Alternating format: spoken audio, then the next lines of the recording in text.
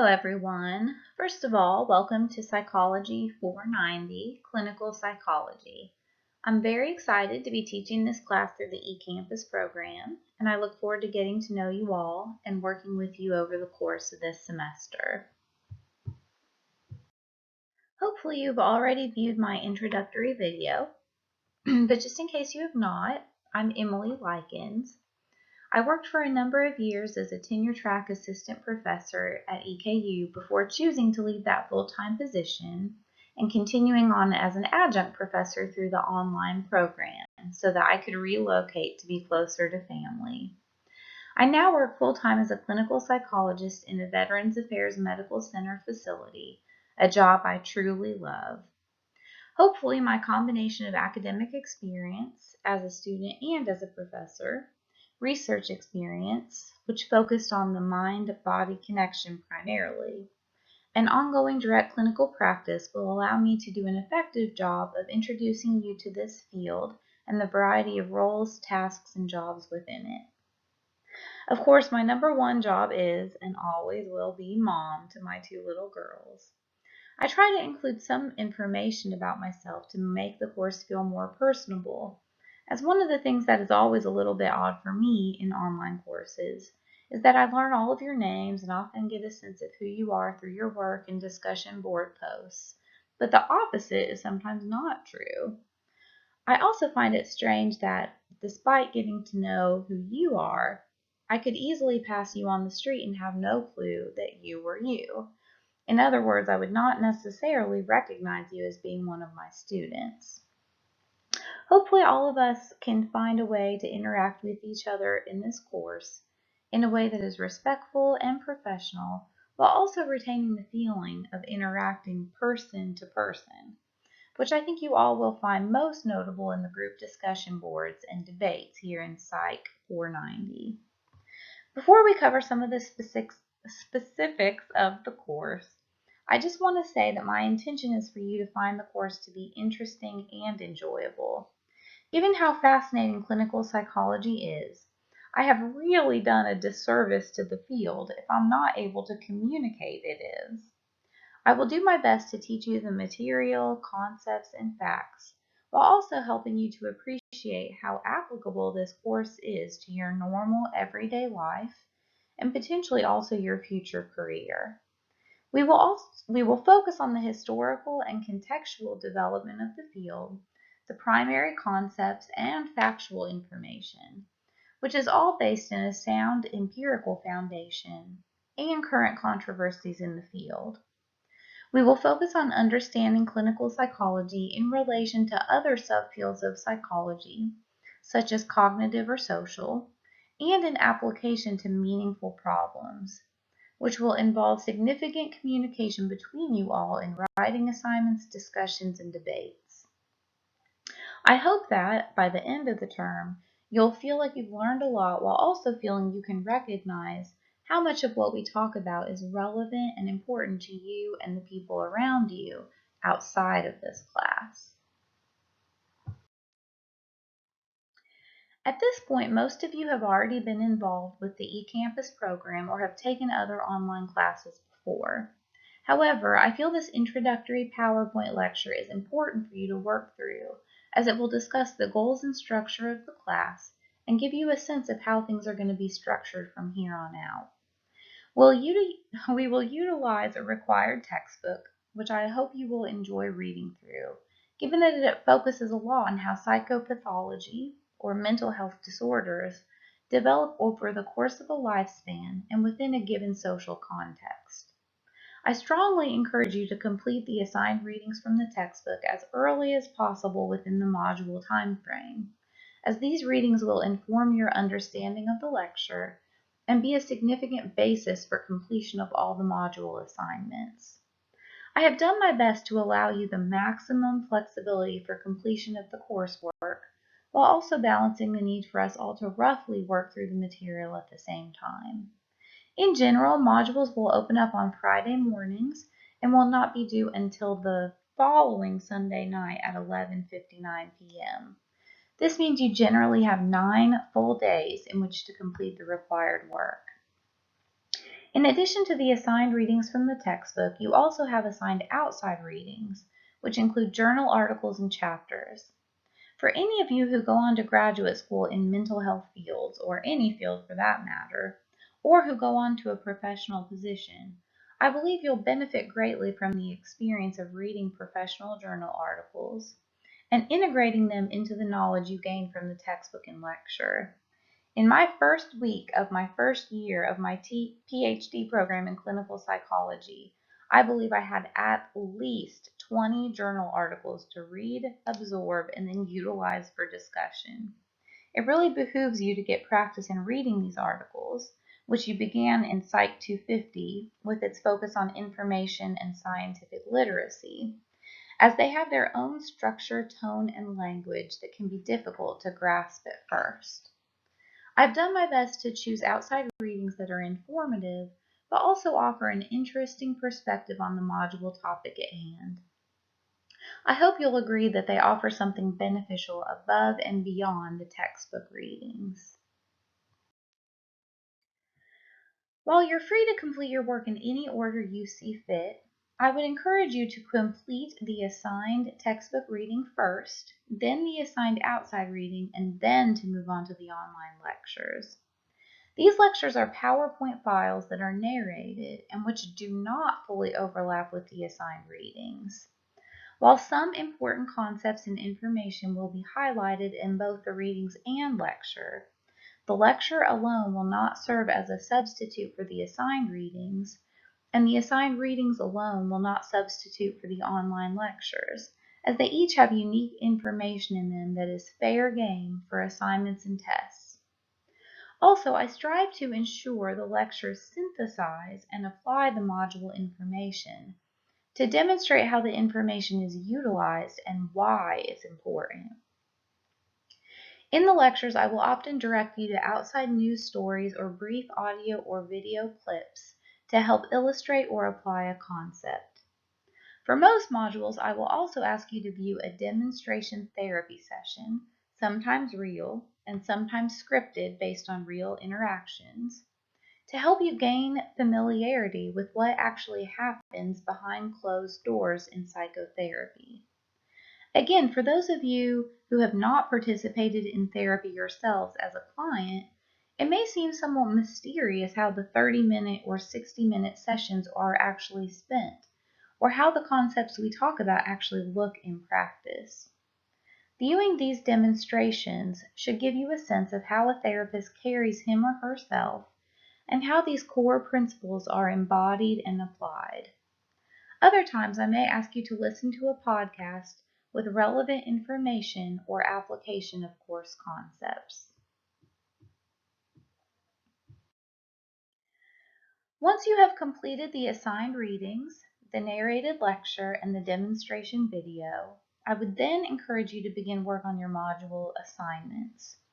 For each module, you must complete a written assignment that must be completed independently, participate in either a group discussion or debate about a module relevant topic, and complete a test independently. Each module writing assignment will have its own instructions and grading rubric, which are presented to help guide your work, and typically focus on application of module information or concepts. For example, in one module, you must analyze ethical dilemmas that may be faced in the practice of clinical psychology. For each module, you will participate in either a group discussion board or debate. For the module group discussion board or debate, you will be presented with a guiding topic, question, or area of current controversy in the field and must interact with your other small group members around the given prompt. For each discussion or debate, students should follow the 3-2-1 rule. They must make at least 3 total contributions, 1 initial post or opening argument with 2 responses. There's the 3 of 3-2-1. With your initial post or opening argument posted at least 2 days prior to the module close, with responses contributed before the module deadline. That's the 2 in 3-2-1. and incorporating at least one outside citation of source that is referenced properly. That's the 1 in 321. Please reference the group discussion board and debate grading rubric to see the specifics of how each post will be evaluated. I truly am striving for these to be the type of back and forth exchange that can be similar to those held in in-person courses, even if contributions are not made at the exact same time, and where current issues and controversies in the field can be thoughtfully considered from many different angles. Finally, for each module, you must complete a test. Each test will be composed of 25 questions, most often multiple choice questions, though I reserve the right to add different types of questions at my discretion. As a special matter of note, you are able to take each test an unlimited amount of times to try to get your best possible score. Though note that each test is cumulative and that you will be presented with a different set of test questions drawn from a large pool with each attempt. You have 45 minutes for each test attempt, and while the test is technically open book, as I cannot prevent you from referencing your book or materials as you complete it, this really does not leave you enough time to try to look up each answer. Please be sure that you take a look at the syllabus so you can understand how much weight each aspect of the course holds in terms of your final grade and how these values are arrived at. You will see that I'm valuing your group discussions and debates and tests equally, as each is worth 40% of your final grade. Your written assignments are worth 20% of your final grade. I also want to go ahead and mention accommodations, since this primarily affects quizzes and exams. If you are entitled to any sort of accommodation to have extra time for work, extra time for quizzes or tests, etc., please just let me know. I'm happy to work with you to accommodate your needs.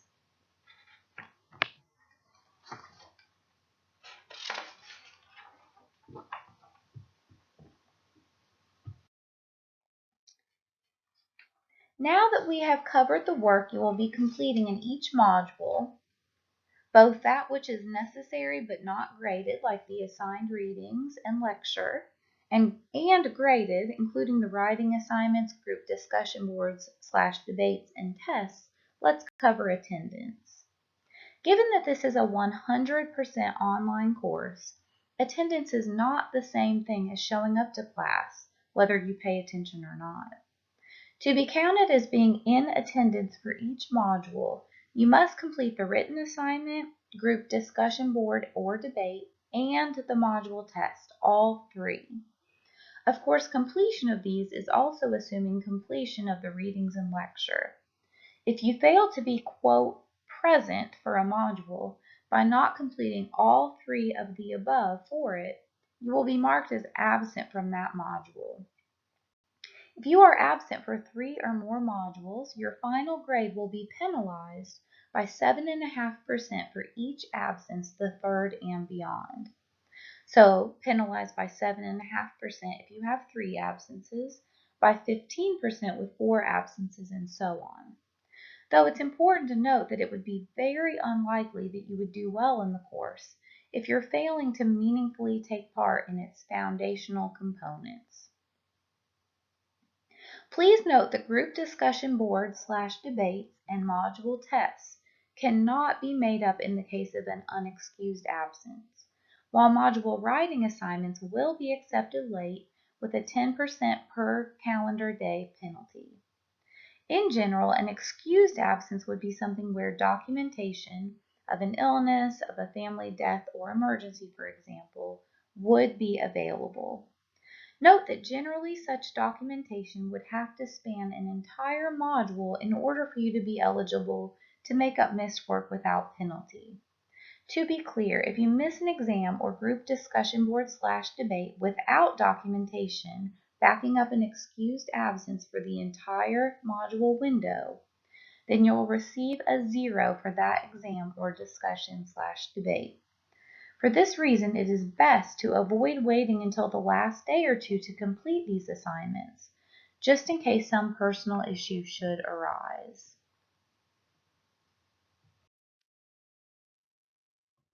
Given the varying schedules of the students in this course, I have opted not to have standing office hours. However, I'm happy to arrange a phone call to discuss your course-related concerns at a mutually agreed upon time. I am also very available by email, and I will respond to all emails within 24 to 48 hours during the work week, Monday through Friday. My contact information is presented in Blackboard. If you have a course-related question, I strongly urge you to utilize the water cooler discussion forum in the course, where you can post a question and get a response that is also viewable by all other students in the course. As students often tend to have similar questions to one another, this is a great way to address a question many students may be having in a very efficient manner, and it allows other students to benefit from your inquiry.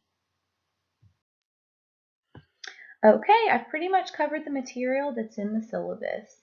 Obviously, I'd like for you to read through the syllabus word for word so that you get more detail than what I was able to provide in this introductory module lecture, and to understand you and to ensure you understand important university-wide policies, such as that regarding academic honesty, which you have surely been exposed to previously.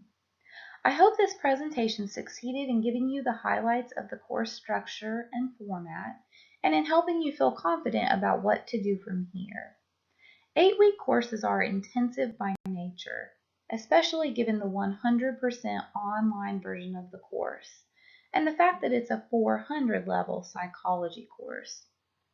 I really want you to be prepared for the amount of time and work that is required for this course. A lot of self-monitoring and personable accountability is required to do well in this class.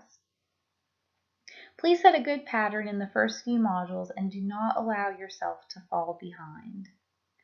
I really encourage you to get in touch with me when you need help, or if you're running into difficulties or finding the nature of the course challenging.